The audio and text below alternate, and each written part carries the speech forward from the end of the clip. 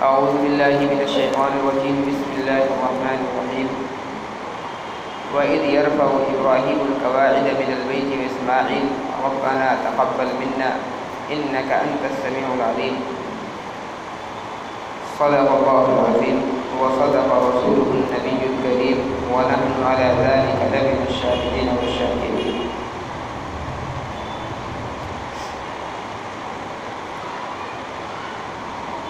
یہ جو آیت مبارکہ ہے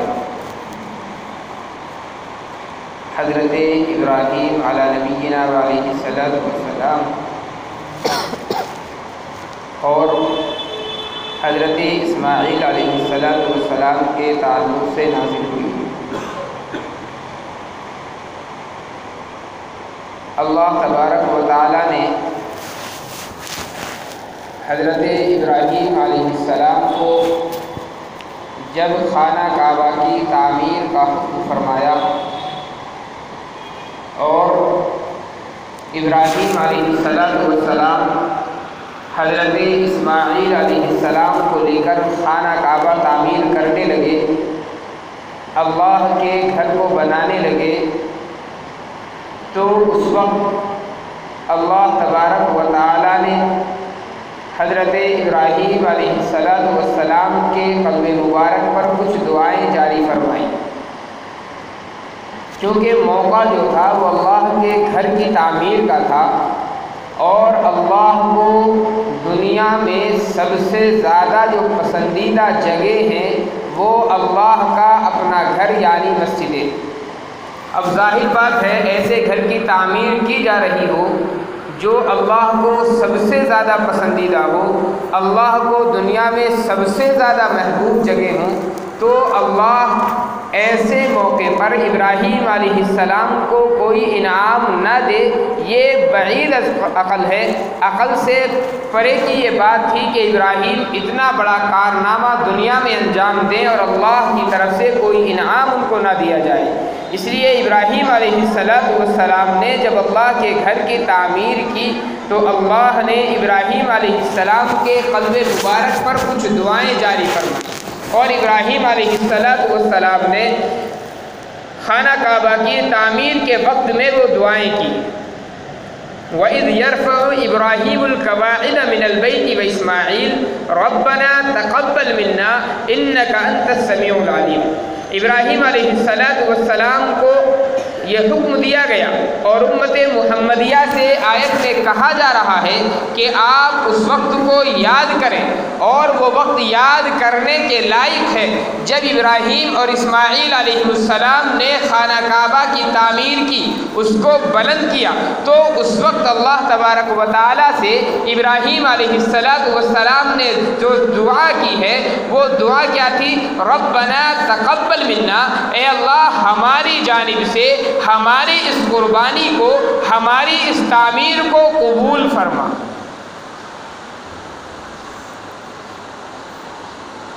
انک انت السمیع العلیم، یقیناً آپ ہی سننے والے اور جاننے والے. چونکہ دعا جو مانگی جا رہی ہے وہ اللہ سے مانگی جا رہی ہے اور دل کی کیفیت کیا ہے یہ اللہ کے علاوہ کوئی نہیں جانتا. بہرحال یہ تو آیت کا ایک لفظی ترجمہ ہے. اللہ نے سب سے پہلے جو کہا وَإِذْ يَرْفَعْ، یاد کیجئے اس وقت کو، یہ امت محمدیہ کو خطاب ہے. یہ صرف خبر نہیں دی گئی ہے حضرت ابراہیم علیہ السلام کی، بلکہ امت محمدیہ کو تنبیہ کی جا رہی ہے دو چیزوں کی. پہلی چیز اللہ کو تعمیر مسجد، اللہ کو اپنے گھر کی تعمیر، اپنے گھر کی تعمیر میں قربانی پیش کرنا، یہ اللہ کو سب سے زیادہ پسندیدہ. ایک موقع پر کچھ صحابہ کرام نے اللہ کے رسول سے عرض کیا، اللہ کے رسول دنیا میں سب سے بہترین جگہ کون سی؟ اللہ کے رسول نے فرمایا بھائی مجھے ابھی تو معلوم نہیں، اللہ تعالیٰ سے معلوم کرتا ہوں اور اس کے بعد تمہیں بتاتا ہوں. حضرت جبرائیل علیہ السلام تشریف لے آئے. آقا علیہ السلام نے معلوم کیا جب آپ اللہ کے حضور میں جاؤ تو میرا یہ سوال اللہ کے حضور میں پیش کرنا. حضرت جبرائیل علیہ السلام دوبارہ تشریف لائے.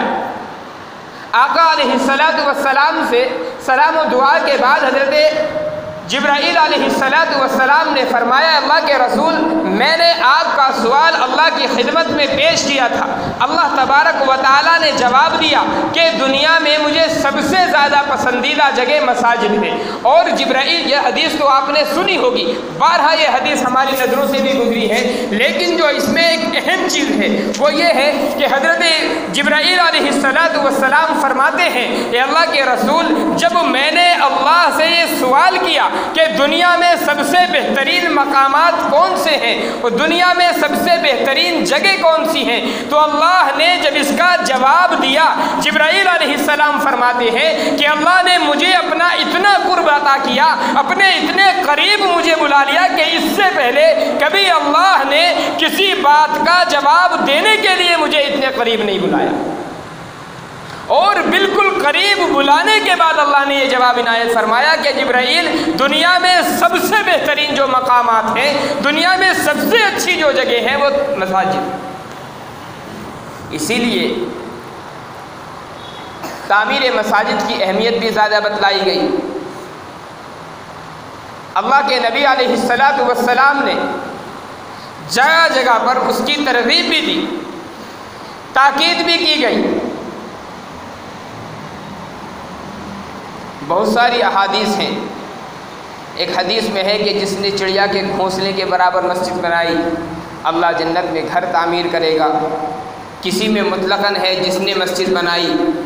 یہ جو ساری احادیث ہیں اور ساری فضیلتیں ہیں یہ اس بنا پر ہے کہ اللہ کو مساجد سب سے زیادہ پسندیدہ ہے۔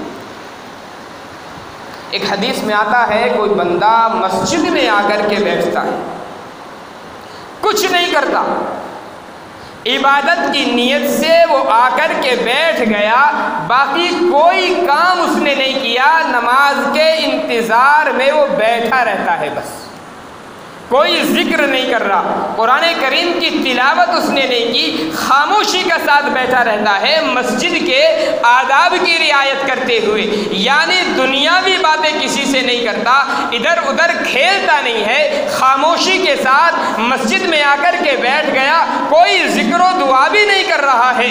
حدیث میں آتا ہے کہ جب تک وہ بندہ مسجد کے اندر بیٹھا رہتا ہے ہر سانس کے بدلے میں اللہ تعالیٰ اسے نیکی عنایت فرماتا ہے۔ کوئی عبادت نہیں کی ہے، خالی خاموشی کے ساتھ مسجد میں بیٹھنے کی یہ فضیلت۔ اب ایسے مقامات جہاں پر بیٹھنے کی یہ فضیلت ہو، ایسے مقامات اللہ نے جن کے متعلق جواب دینے کے لیے حضرت جبرائیل کو سب سے زیادہ قرب عطا فرما دیا ہو، اور جس کی تعمیر کے لیے اللہ نے ابراہیم جیسے جلیل القدر نبی کو حکم فرمایا ہو، میرے بھائیوں ہم اندازہ لگائیں کہ اس کی تعمیر کی فضیلت کیسی ہو۔ اسی لیے نبی علیہ الصلاۃ والسلام جب ہجرت کر کے تشریف لے گئے ہیں،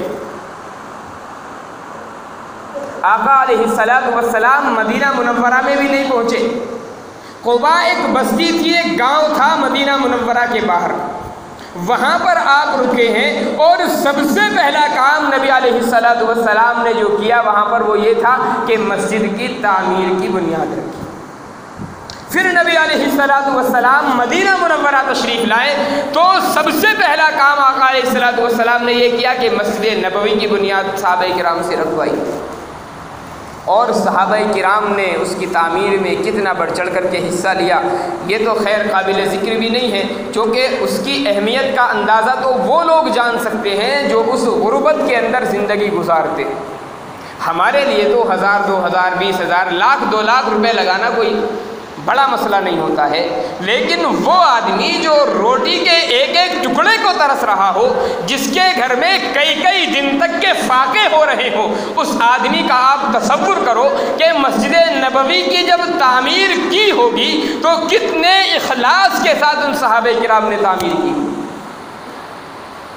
اس کا تو ہم اندازہ بھی حقیقت یہ کہ نہیں لگا سکتے، کیونکہ اللہ نے ہمیں تو ہر چیز کی فراوانی عطا فرمائی۔ حضرت عمر رضی اللہ تعالیٰ عنہ کا دور خلافت آیا تو مسجد نبوی کو حضرت عمر رضی اللہ تعالیٰ عنہ نے دوبارہ تعمیر کیا، کیونکہ اس سے پہلے چھپر کی مسجد بنی ہوئی تھی وہ، اور برسات کے موسم میں ٹپکنا شروع ہو جاتی تھی۔ ضرورت تھی کہ مسجد کو کچھ اچھا کر کے بنایا جائے۔ حضرت عمر رضی اللہ تعالیٰ عنہ نے مسجد کی تعمیر کرائی، لیکن جو معمار تھے، جو بنانے والے حضرات تھے، ان کو ایک تاکید کی حضرت عمر رضی اللہ تعالیٰ عنہ کہ بھائی دیکھو مسجد بنا رہے ہو، بہت زیادہ پختہ نہیں بنانا، اور بہت زیادہ اس کے اندر نقش و نگار نہیں کرنا، بہت زیادہ خوبصورت کر کے مسجد نہیں بنانا، سادے انداز میں مسجد کو بنانا ہے۔ حضرت عمر رضی اللہ تعالیٰ عنہ کے دور میں یہ کیفیت تھی، مسجد تعمیر کر دی گئی۔ پھر جب حضرت عثمان غنی رضی اللہ تعالیٰ عنہ کا دور خلافت آیا تو عثمان غنی رضی اللہ تعالیٰ عنہ جو تھے وہ ہمارے اور آپ کے تصور سے کہیں زیادہ مالدار تھے۔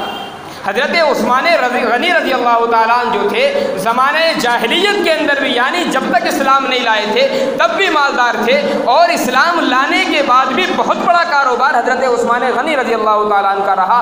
آپ نے مسجد کی تعمیر شروع کرائی اور معماروں کو حکم دیا کہ جتنی خوبصورت کر کے مسجد بنا سکتے ہو بناؤ، جتنی پختہ کر کے، جتنی مضبوط کر کے بنا سکتے ہو بناؤ۔ اب صحابہ کرام کے دلوں کے اندر بے چینی پیدا ہو گئی۔ ابھی تو حضرت عمر کا قریبی زمانہ تھا، حضرت عمر رضی اللہ تعالیٰ نے تو حکم دیا تھا سادہ مسجد ہو، بہت زیادہ مضبوط نہ ہو، بہت زیادہ خوبصورت نہ ہو۔ پہنچ گئے حضرت عثمان غنی کے پاس، جا کر کے سوال کر دیا، کیا آپ حضرت عمر کے راستے پر نہیں چلنا چاہتے؟ کیا آپ اللہ کے نبی کے راستے سے ہٹ رہے ہیں؟ معلوم کیا بھائی کیا ہوا؟ فرمانے لگے صحابہ کرام کہ اللہ کے نبی کے دور میں یہ مسجد چھپر کی ہوا کرتی تھی، بالکل کچی دیواریں ہوا کرتی تھی۔ حضرت عمر رضی اللہ تعالیٰ نے اس کی تعمیر کرائی تو باضابطہ تاکید کے ساتھ یہ بات فرمائی کہ مسجد کو بہت زیادہ پختہ نہیں بنانا، بہت خوبصورت کر کے نہیں بنانا۔ اب آپ کا دور آیا، آپ نے اس کے الٹا حکم فرما دیا، تو آپ کیا آقا صلی اللہ علیہ وسلم اور حضرت عمر کے راستے سے ہٹ نہیں رہے؟ حضرت عثمان غنی رضی اللہ تعالیٰ نے فرمایا کہ لوگوں مجھے اللہ سے غیرت آتی ہے۔ فرمایا وہ دور نبی علیہ السلام کا، حضرت عمر کا کچھ اور تھا۔ آج مجھے اپنے رب کے سامنے غیرت آتی ہے کہ میرا مکان مضبوط، خوبصورت اور پختہ بنا ہو، اور اللہ کا گھر آج بھی کچا رہ جائے۔ فرمایا عثمان یہ غیرت برداشت نہیں کر سکتا کہ عثمان کا گھر تو پختہ بن جائے اور اللہ کا گھر یوں ہی کچا رہ جائے۔ فرمانے لگے اللہ کے دور میں تمہارے اور میرے گھروں کا حال کیا تھا، ذرا غور کرو۔ حضرت عمر رضی اللہ تعالیٰ عنہ کے دور میں کیا مدینہ منورہ میں کوئی ایک گھر پختہ بنا ہوا تو بتاؤ؟ آج کا دور یہ ہے، اللہ نے فتوحات کا سلسلہ شروع کیا، اللہ نے مال و دولت سے ہم کو نوازا، ہمارے سب کے گھر پختہ بنے ہوئے، سب کے گھر خوبصورت بنے ہوئے۔ اب ایسے میں اللہ کا گھر بالکل بیکار ہو، اللہ کا گھر بالکل بوسیدہ ہو، بالکل سادگی کے ساتھ ہو، فرمایا مجھے تو اللہ سے غیرت آتی ہے۔ حضرت عثمان غنی رضی اللہ تعالیٰ عنہ کے متعلق آتا ہے کہ اس وقت بہت زیادہ پیسہ حضرت عثمان غنی رضی اللہ تعالیٰ عنہ نے خرچ کیا مسجد نبوی کی تعمیر پر، حتیٰ کہ صابون کی لکڑیاں باضابطہ تلاش کرائی گئیں، کیونکہ ملک عرب کے اندر اس طرح کی لکڑیاں موجود نہیں۔ ہم جانتے ہیں کہ یہ جو لکڑیاں ہیں زیادہ تر ہندوستان کے اندر پائی جاتی ہیں۔ بہت ساری مورخین نے یہ بات لکھی ہے کہ عثمان غنی رضی اللہ تعالیٰ عنہ نے باضابطہ ان لکڑیوں کو منگوایا ہے، اور تب جا کر کے مسجد نبوی کی تعمیر حضرت عثمان غنی رضی اللہ تعالیٰ عنہ، اس لیے کہ وہ لوگ جانتے تھے اس کی فضیلت کیا ہے، وہ لوگ سمجھتے تھے اہمیت کیا ہے۔ نبی صلی اللہ علیہ وسلم نے ایک حدیث کے اندر فرمایا ہے، جو آدمی مسجد کے اندر چراغ جلائے، اب کے حساب سے نہیں ہے کوئی چراغ لا کر کے رکھ دے، یہاں پر دور کا فرق ہوتا ہے، مقصد ہے روشنی کرے، کیونکہ اس دور میں چراغوں کے ذریعے روشنی ہوا کرتی تھی۔ فرمایا جو آدمی اللہ کے گھر میں چراغ جلائے، جب تک وہ چراغ جلتا رہے گا اور جب تک اس کی روشنی ہوتی رہے گی، فرمایا فرشتے مسلسل اس کے لیے دعا کرتے رہیں گے۔ اور یہ صرف چراغ کا یا روشنی کا مسئلہ نہیں ہے، یہ محدثین کرام لکھتے ہیں، علماء کرام نے اس حدیث کے ضمن میں بیان کیا ہے کہ مسجد کے تعلق سے مسجد کی جو ضروریات ہوتی ہیں ان ضروریات میں کہیں پر بھی کسی بھی چیز میں کوئی آدمی پیسہ خرچ کرے گا، کوئی آدمی اپنا مال و دولت لگائے گا، تو جب تک وہ چیز موجود رہے گی اس آدمی کو مسلسل ثواب ملتا رہے گا، فرشتے اس کے حق میں رحمت کی دعائیں کرتے رہیں۔ کوئی چراغ کا یا بلب کا مسئلہ نہیں ہے، کوئی پنکھے کا مسئلہ نہیں ہے، کسی بھی مسجد کے تعلق سے کوئی بھی ضرورت ہو اور اس ضرورت کو کوئی آدمی پورا کرے تو جب تک اس کا دیا ہوا سامان وہ موجود رہے گا اللہ کے فرشتے اس کے لیے دعا کرتے رہتے ہیں۔ یہ ہمارا کوئی کمال نہیں ہوتا کہ ہم مساجد کو تعمیر کریں یا مساجد میں اپنا پیسہ خرچ کریں۔ کوئی آدمی اگر اس پر فخر کرتا ہے میرے بھائیوں، وہ آدمی انتہائی درجے کا بیوقوف ہے۔ یہ اللہ کا کرم ہے اور اللہ جس کو چاہتا ہے، جس کے مال کو اللہ پسند کرتا ہے، اس کا مال اپنے گھر میں لگواتا ہے۔ وہ تو بہت بڑے بڑے مالدار ہم نے دیکھے ہیں، اور مسجد یا مدرسوں کے نام پر ان سے مانگا جائے تو 10 روپے جیبوں سے نہیں نکلتے۔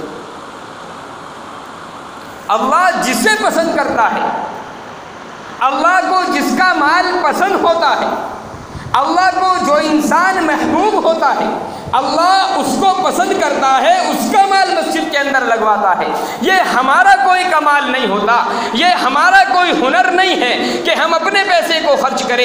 یہ اللہ کا احسان ہم مانیں کہ اللہ نے ہمیں یہ توفیق دے دی، اللہ نے ہمارے دلوں کے اندر یہ بات ڈال دی کہ ہم مساجد میں یا مدارس میں یا دین کے رفاہی کاموں میں خرچ کریں۔ آپ جانتے ہو اللہ کے لیے صدقہ کرنے کی، اللہ کے لیے خیرات کرنے کی، اللہ کے لیے سخاوت کرنے کی بہت بڑی فضیلت ہے۔ جو اللہ کے راستے میں سخاوت کرتا ہے، اللہ کے راستے میں مال کو خرچ کرتا ہے، اس کا مال اللہ کبھی ضائع نہیں فرماتا، یہ طے شدہ بات ہے۔ حضرت موسیٰ علیہ السلام کے زمانے کا ایک بڑا مشہور واقعہ ہے۔ موسیٰ علیہ السلام کا ایک ساتھی ہوا کرتا تھا، کچھ لوگوں نے چچا زاد بھائی بھی کہا، سامری اس کا نام تھا۔ اس نے موسیٰ علیہ السلام کی تمام قوم کو بہکا دیا تھا اور بچھڑے کی عبادت کرنی تمام قوم نے شروع کر دی۔ حضرت موسیٰ علیہ السلام کوہ طور پر تشریف لے گئے، توریت دینے کے لیے اللہ تبارک و تعالیٰ نے کوہ طور پر بلایا۔ آ کر کے پیچھے دیکھا تو ساری قوم مرتد ہو گئی ہے، کچھ ہی لوگ بچے ہیں جو حضرت ہارون علیہ السلام کے ساتھ میں تھے، اکثر لوگ مرتد ہو چکے تھے۔ موسیٰ علیہ السلام نے معلوم کیا بھئی کیا معاملہ ہوا، تو حضرت ہارون علیہ السلام نے پورا واقعہ سنایا ان کو، کیسے کیسے معاملہ ہوا ہے۔ اللہ تعالیٰ سے عرض کی، اللہ تعالیٰ نے فرمایا کہ اب یہ جو لوگ جو کہ ایک مرتبہ مرتد ہو چکے تھے، یہ اسلام کو چھوڑ کر بچھڑے کی عبادت میں لگ چکے تھے، اب تمہارے آنے پر اگرچہ یہ اسلام کے اندر دوبارہ داخل ہوئے لیکن ایک گناہ ہوا ہے، اور اس گناہ کی سزا یہ ہے کہ اب تم جتنے مسلمان تھے وہ سب اپنے جو کافر بھائی ہیں، کسی کا بھائی تھا، کسی کا بیٹا تھا، ظاہر بات ہے وہ سب آپسی خاندان والے تھے، تو اللہ نے حکم دیا کہ ایک دوسرے کو قتل کرے سب۔ اب یہ جو سزائیں دی جا رہی ہیں یہ ان لوگوں کو دی جا رہی ہیں جو باقی قوم میں سے تھے۔ گرو گھنٹال جو تھا سامری، اس کے متعلق اللہ نے کچھ نہیں کہا۔ حضرت موسیٰ علیہ السلام نے عرض کیا، اللہ گرو گھنٹال تو یہ ہے، سب بہکانے والا تو یہ ہے، آخر اس کی سزا کا فیصلہ آپ کی طرف سے اس طرح کا نہیں ہوا، اور قوم جو ہے اس کے لیے اس طرح کی سزا کا فیصلہ ہوا۔ روایت اگرچہ یہ ضعیف ہے، اسرائیلی روایت ہے، اللہ تعالیٰ کی طرف سے آواز آتی ہے، موسیٰ معاملہ اصل یہ ہے کہ سزا تو سب کے لیے برابر تھی، لیکن سامری جو ہے یہ میرے لیے سخاوت بہت کرتا ہے، میرے لیے اپنا مال بہت خرچ کرتا ہے، اس لیے اس کے مال خرچ کرنے کے نتیجے میں اس کی سزا کو بدل دیا گیا، اور یہ جو سخت سزا تھی اس کی سزا میں تخفیف واقع ہو گئی، اور یہ کوئی مسلمان نہیں تھا بلکہ کافر تھا۔ اس کے بعد بھی اللہ نے اس کی سزا میں تخفیف کی۔ تو جو اللہ کے لیے خرچ کرتا ہے میرے بھائیوں، اللہ اس کا بدلہ ضرور دیتا ہے۔